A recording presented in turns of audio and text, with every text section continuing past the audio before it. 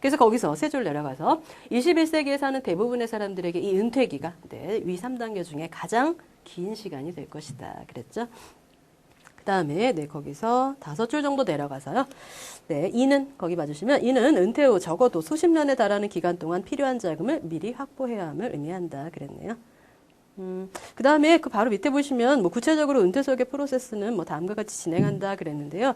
이거는 이제 2장에서 굉장히 자세하게 다룰 거고요. 네, 그래서 얘는 뭐 반드시 2장에서 이제 암기가 필요하고 그래서 이의 흐름을 이해하시고 암기하시면 돼요. 아마 개론에서 프로세스 하셨을 테니까 가볍게 한번 볼게요. 네, 1단계 고객과 관계 정립. 네, 고객을 만나서 상담하고 나하고 업무를 어디까지 진행할 건지를 정하는 단계. 네, 관계 정립. 네, 그다음에 2단계는 네, 고객의 목표. 우리가 은퇴 설계를 하고 있으니까 은퇴 목표를 설정하고 거기에 필요한 자료를 수집하는 단계. 정보 수집 단계. 네, 그 다음에 이제 3단계는 2단계에서 수집한 정보를 가지고 네, 이제 계산 및 분석. 그런데 이제 우리 은퇴에서는 이게 결국은 은퇴 얼마 준비할 수 있냐? 그다음 그럼 얼마 필요하냐? 그럼 부족한 거 지금부터 얼마씩 준비하면 되겠냐? 그래서 저축액을 계산하고 분석하는 단계예요. 네, 그 다음에 4단계는 그렇게 계산한 저축액을 어떻게 포트폴리오를 구성해서 투자할 건지. 네, 그래서 포트폴리오를 구성하고 투자를 제안하는 단계. 네, 그 다음에 고객에게 투자를 제안했으면 고객이 동의하면 네, 실행, 구체적인 상품에 가입하는 단계 실행. 네, 그 다음에 이제 계속적인 점검이 필요하죠. 그래서 모니터링. 네, 그렇게 6단계니까 네, 요거는 아마 제목은 익숙하실 거예요. 그래서 우리 2장에서 자세히 보기로 하고요. 네, 그래서 이제 그 박스 밑에 보시면은요, 이제 여기서부터는 우리가 앞에서 계속 했던 내용의 반복이에요. 그래서 뭐 새로운 내용은 없는데 이것들이 이제 지문으로 이렇게 바꿔서 나올 수도 있으니까 가볍게 줄만 쳐놓을게요. 네, 바로 밑에 줄에 은퇴 설계는 젊은 시기에 시작해야 되는 장기 계획으로 체계적이고 과학적인 접근이 필요하다 그랬고요. 네, 은퇴 후 초래되는 생활 양식의 변화나 건강 상태의 변화와 같은 복잡한 문제를 다뤄야 되는 문제다. 그러니까 생활 양식의 변화, 건강 상태의 변화 이게 뭐예요?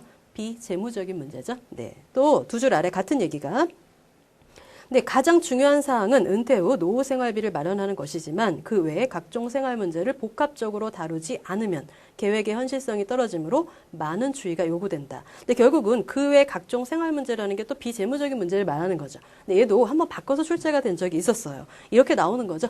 네, 가장 중요한 것은 은퇴 후 노후 생활비를 마련하는 것이므로 그 외에 생활 문제를 복합적으로 다룰 경우 은퇴 계획의 현실성이 떨어지므로 주의를 요한다. 책을 안 읽어보신 분은 다 맞는 말이에요. 그냥 그 자체로 문구로 보면 앞뒤는 맞아요. 그런데 실제로 그렇지 않다는 거죠. 네, 안의 내용은 그 외 생활 문제를 복합적으로 다루지 않았을 때 현실성이 떨어진다. 그런 얘기죠. 네, 자금만을 준비하는 건 은퇴 설계라고 볼 수 없다 그랬죠. 그래서 아주 주의하셔야 돼요. 특히 은퇴 설계가 이 1장 부분에서 함정이 굉장히 많아요. 그래서 좀 그리고 약간 주관적인 것도 있잖아요. 이건 우리 일반적인 상식 또는 내가 그냥 생각하는 나의 주관으로 풀기에는 이 책을 쓰신 분 또는 뭐 사회 현상 이런 것들을 이해하고 계셔야 되니까 네, 교재를 좀 읽어주실 필요가 있겠고요. 그런 함정 주의해 주셔야 돼요. 네, 그래서 우리가 이제 은퇴 설계 정의에 대해서 살펴봤고요. 두 번째, 그럼 은퇴 설계가 왜 필요한지 은퇴 설계의 필요성에 대해서 보도록 할게요. 네, 9페이지. 네, 일단 큰 제목으로 세 개는요. 네, 사회, 경제 환경이 변화됐죠. 네, 그렇기 때문에 은퇴 소득을 미리 내가 준비할 은퇴 보장이 소득 보장이 필요하다 그런 얘기고요.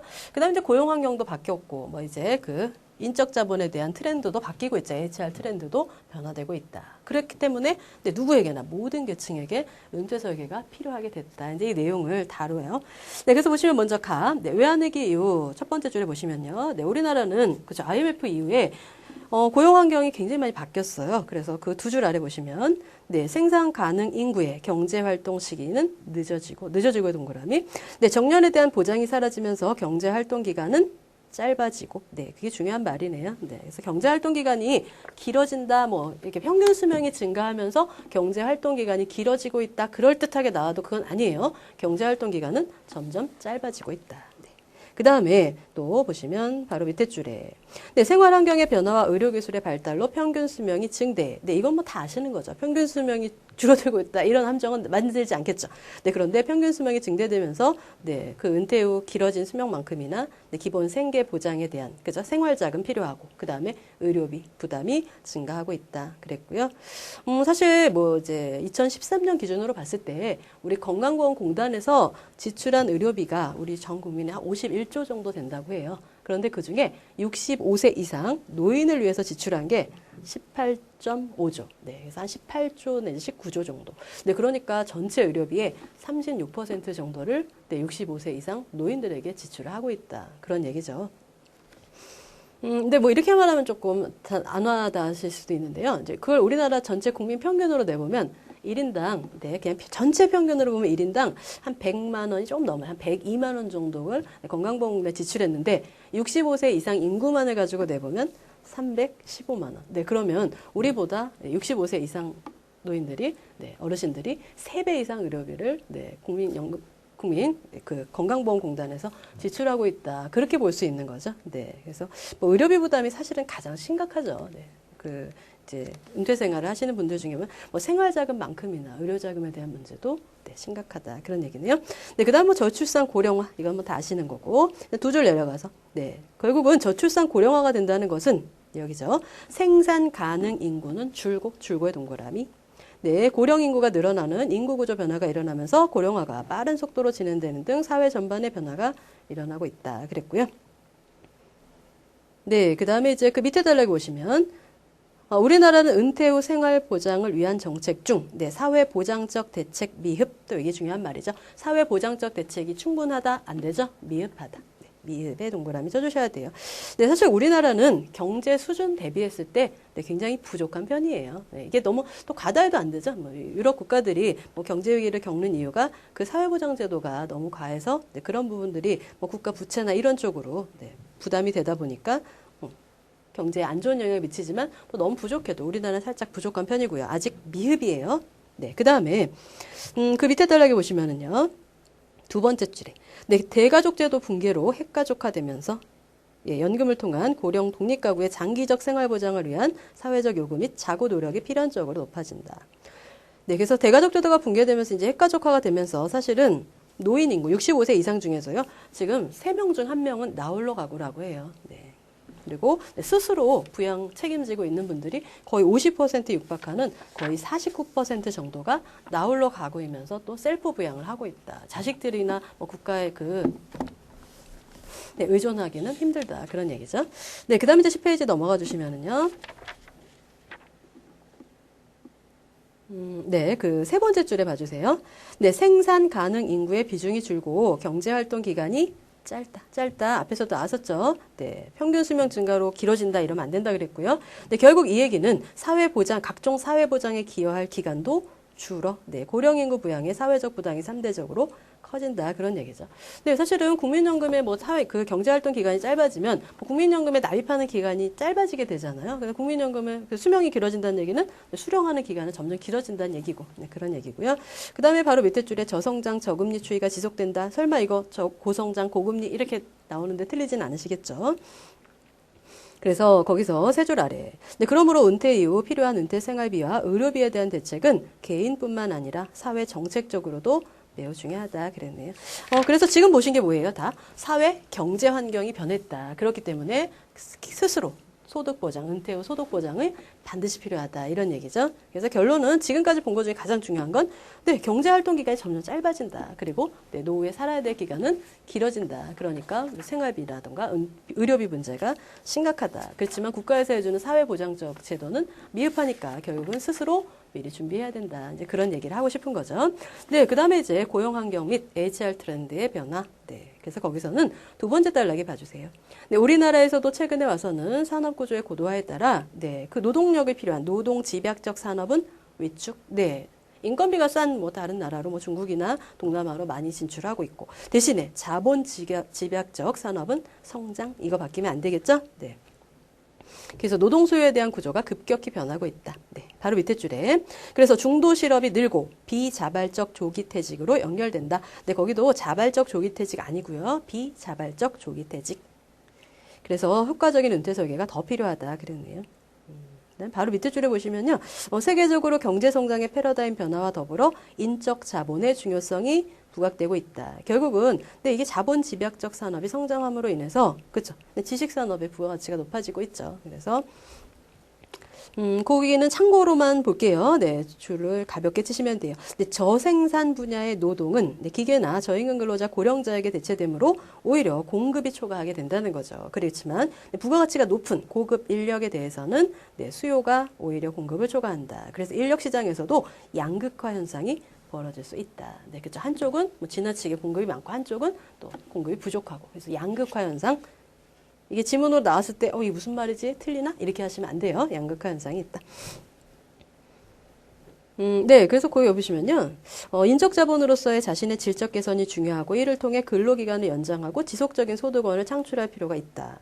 네, 요즘에는요, 조직에서, 여러분, 뭐 회사에 직장 다니시는 분들이 뭐 끊임없이 공부해라, 자격증 따라 요구하잖아요. 일만 잘하면 되지, 왜 이런 걸? 이렇게 하지만 그렇지 않다는 거죠. 요즘에는 조직의 경쟁력이 그 조직의 그 어떤 평균의 힘에 의해서 좌우된다 그래요. 그래서 조직에서 이제는 뛰어난 사람을 키우는 게 아니라 다 대부분 어느 정도의 뭐 평균을 유지하면서 그 평균보다 떨어지는 사람을 골라낸다는 거죠. 그래서 평균보다 그 실력이나 노력이 덜한 사람을 골라내고 있다. 그러니까 예전 내가 뭐 공부를 열심히 해서 우리 A 따고 C 따고 이렇게 한 몇 년 전까지는 내가 평균 이상이 될 수 있었어요. 그런데 지금은 금융기관에 근무하시려면 뭐 AFPK 자격 정도 또는 CFP 자격이 점점 평균이 된다는 거죠. 그러면 그렇지 않으신 분들이 이제 예전에는 없어도 내가 뭐 영업을 잘하고 고객 관리 잘하면 그게 될 수 있었지만 이제는 고객 관리도 잘하면서 자격증도 있는 사람이 평균이 되다 보니까 네, 미리미리 스스로 준비하셔야 되겠다. 그게 바로 이 지금 우리 HR 트렌드가 변했다. 이런 얘기죠. 그래서 이 동기부여를 하시고 공부를 하셔야 돼요. 이거 AFPK는 나에게 꼭 필요한 것이다. 가능하면이라기보다는 이제 뭐 금융기관에 근무하실 거면 CFP까지는 필수적으로 좀 해야 되겠다. 이런 생각을 가지시고 해주시면 좋겠고요. 그 다음에 이제 11페이지 세 번째 줄에 보시면요. 네, 임금 체계는 점차 연공서열보다는 이게 이제 근속연수에 따라서 급여가 올라가던 그 연공서열보다는 직무 성과 위주로 전환된다. 결국은 네, 성과와 연동해서 이제 급여 지급하겠다. 이런 얘기죠. 그래서 직무 위주로 전환되고 있다. 그렇게 보시면 되겠고요. 그래서 그 밑에 단락에 보시면요. 은퇴설계는 인적 자본으로서의 개인. 그쵸? 네. 인적 자본을 공급하는 개인과 그 인적 자본의 수요자인 기업 모두에게 중요하다. 그래서 개인과 기업에게 모두 중요하다. 그런 얘기네요. 그래서 요즘은 뭐 그 밑에는 참고만. 그래서 고용주가 요즘에는 뭐 제2 인생설계 프로그램이나 근로자 단체 재무교육 이런 것들도 도입하고 있다. 그랬네요. 네, 그 다음에 이제 세 번째, 모든 계층에게 은퇴설계가 필요하다. 그랬죠? 네, 그래서 보시면, 네, 세 번째 줄에. 네, 일단 먼저 근로소득자가 나오네요. 네, 근로소득자. 그래서 모든 계층에서는 이제 세 개로 나눠서, 그래서 먼저 근로소득자, 그 다음에 자영업자 또는 전문직, 네, 그리고 세 번째 여성. 네, 이렇게 세 가지의 경우를 이제 다루고 있어요. 네, 그래서 먼저 근로소득자 보시면은요, 네, 국민연금이 강제되거나, 그 다음에 고용보험, 퇴직연금 등이 자동 가입되므로 어느 정도 기본 보장이 갖춰져 있다. 그래서 네, 근로소득자는 네, 기본 보장이 어느 정도는 그 3층 보장이 되어 있다. 네. 그 다음에 네, 자영업자나 전문직 보시면요. 자영업자나 전문직 종사자의 경우는 상대적으로 강제성이 떨어지고 본인이 알아서 해야 되잖아요. 은퇴 시기도 자기가 정하는 거니까.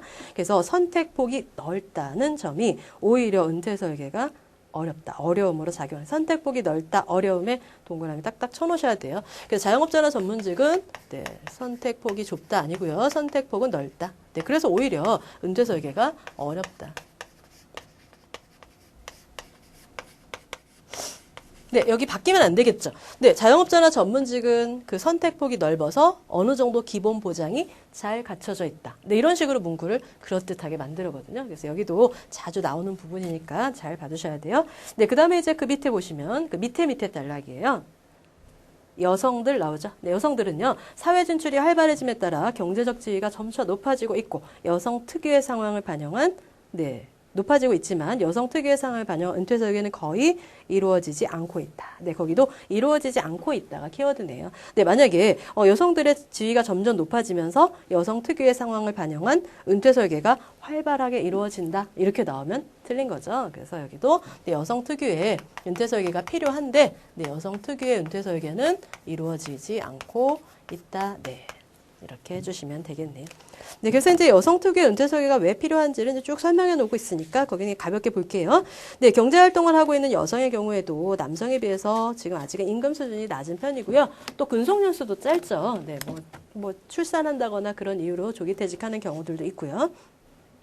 그렇기 때문에 국민연금에 가입되는 기간, 퇴직연금에 가입되는 기간이 짧을 수밖에 없죠. 그래서 국민연금, 퇴직연금 혜택이 적은데 오히려 여성이 남성보다 이제 뒤에서 나오겠지만 한 6 내지 7년 더 많이 살아요. 오래 살아요. 그러다 보니까 여성의 평균 수명이 길어진다. 그리고 또 요즘에는 뭐 이혼도 많이 하고 있고요. 또 독신 여성도 많죠. 네, 그래서 여성 홀로 사는 은퇴 기간에 대한 준비가 매우 필요하다. 그래서 끝에 보시면 남성의 종속된 은퇴 설계보다는 여성에게 특화된 은퇴 설계가 고려되어야 한다. 네. 그런 얘기네요. 그래서 이제 대부분은 보면, 이제 남편 이름으로, 남편들이 국민연금 가입 기간도 길잖아요. 그 다음, 뭐, 직장도 오래 다니니까 퇴직연금도 남편. 근데 개인연금도 보면 남편. 다 이렇게 되어 있죠. 그럼 배우자, 부인 명의로 되어 있는 건 거의 없거든요. 그렇기 때문에 개인연금만이라도 네, 남편과 부인 명의로 또는 부인 명의로 네, 그렇게 좀 나눠서 각각 가입해 놓을 필요가 있겠다. 그런 얘기죠. 네, 그래서 결론은 지금까지 보니까 모든 계층에게 필요하죠. 그래서 다양한 직업과 연령 등 모든 계층의 동그라미. 네, 모든 계층에게 은퇴 설계는 중요하다 그랬고요.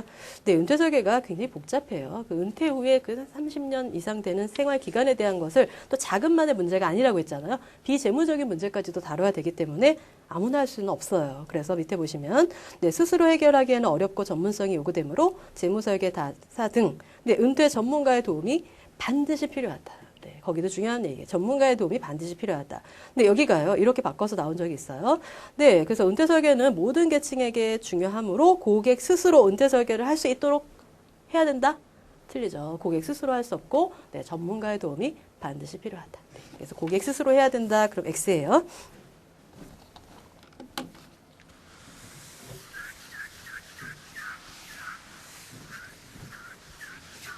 네, 그래서 우리가 이제 1절을 봤고요. 그래서 지금까지 본 1절에서는 반드시 한 문제는 나오고요. 네, 이제 2절 볼게요. 네, 그러면 이제 고령화 현상이 급속하게 진행돼서 이제 여러 가지 문제가 생기고, 네, 은퇴 설계가 필요하다 그랬죠. 그래서 고령화 현상이 은퇴 설계에 미치는 영향, 네, 볼게요. 먼저 그래서 그 유엔에서 정해놓은 기준이 있어요. 그래서 고령화 사회 진전에서 그 두 번째 달라기 보시면 유엔, 네, 유엔에다 네모 하나 딱 쳐주세요. 네, 유엔에서요. 그런데 몇 세 이상이냐? 65세 이상 동그라미. 네, 65세 이상. 비중에 따라서 나눠놨어요. 세 가지로. 고령화. 일단 고령화가 되는 거죠. 그 다음에 이제 본격적으로 고령, 초고령 이렇게 가네요. 그래서 전체 인구 중에 65세 이상 인구가 차지하는 비중이 고령화는 7%가 넘어가면 네, 고령화 사회가 돼요. 그래서 네, 7에서 14% 사이면 고령화 사회다. 네, 그래서 우리나라는 2000년도에 고령화 사회에 진입을 했어요. 네, 이미 우리나라는 고령화 사회에 와 있는 거죠. 네, 우리나라 2000년에.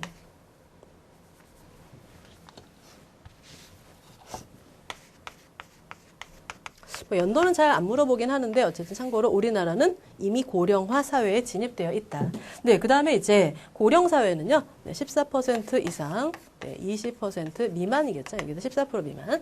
네, 그래서 이 사이에 들어가면 고령 사회가 될 것이다. 그래서 우리나라는 2018년에 고령 사회에 진입할 것으로 예상이 돼요. 그러니까 우리나라는 지금 고령화 사회에서 어디로 가고 있는 중이에요? 고령 사회로 이제 가려고 하고 있는 중이죠. 그러니까 우리나라는 뭐 아직 고령화 사회에 진입하지는 않았지만 이렇게 되면 틀린 거죠. 우리나라는 고령화 사회에 있고 그 다음에 지금 고령 사회를 향해서 달려가고 있는 중이다. 네. 그 다음 초고령 사회는 이제 20% 이상. 네. 그러면 초고령 사회가 되겠죠. 근데 일본은 이미 초고령 사회가 되어 있죠. 네. 우리나라는 2026년에 네.